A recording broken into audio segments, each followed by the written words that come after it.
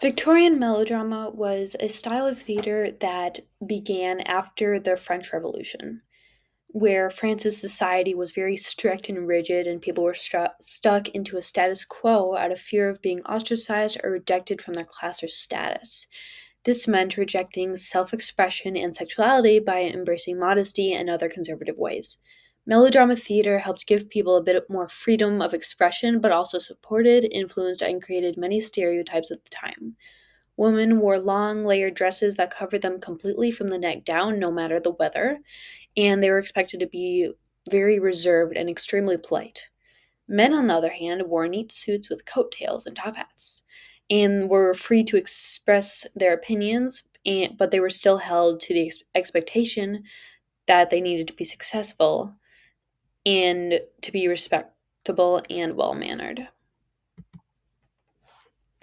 During the 19th century, there was a big social cultural gap left over by the government in France after the separation of church and state, and the people of France didn't know what the expectations would be or what would be frowned upon, what would be like accepted. So they stuck to what they knew, the status quo. Melodrama helped fill this gap with their entertainment and their performances that people could enjoy while still following that status quo.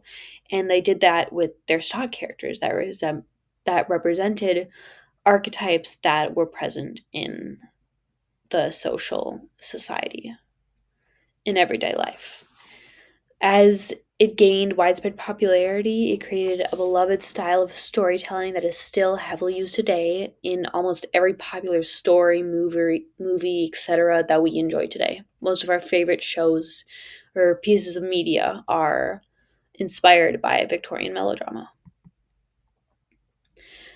Their performance space. The actors started performing anywhere they could as they gained popularity, they were able to move to bigger stages and include more advanced props and other into their performances. This included sound effects, lighting, advanced props, and innovative rigs that developed the set to be believable. They wanted to make their stage to be as believable and realistic as possible to contrast the fantasy storylines and characters seen on stage. Costumes were kept close to popular fashion with small differences that fit the characters. The sound effects were implemented to increase the believability of action packed scenes to keep the audience engaged. The lighting was also used to intensify the atmosphere of emotional scenes or to show the changes of setting or other transitioning points in the story.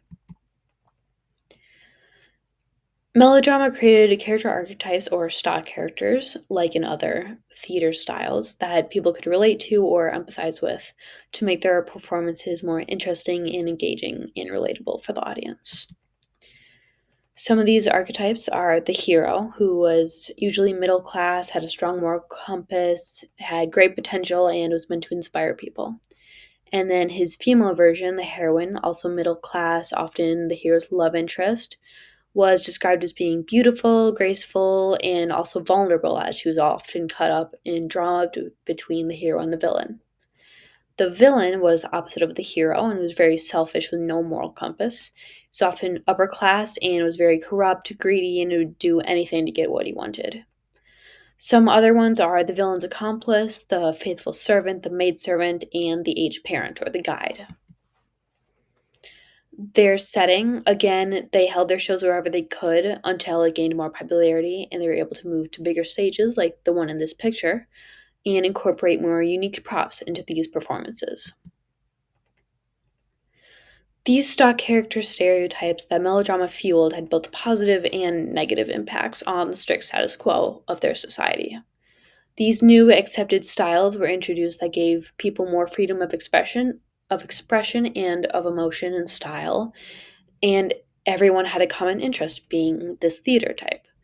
Melodrama used archetypes that people were already familiar with to create characters that they could easily identify and relate to. This presented popular stories and characters that people looked up to and imitated, much like many people do today with the rise of media. On the other hand, these archetypal influences created new, defined expectations that quickly became the norm.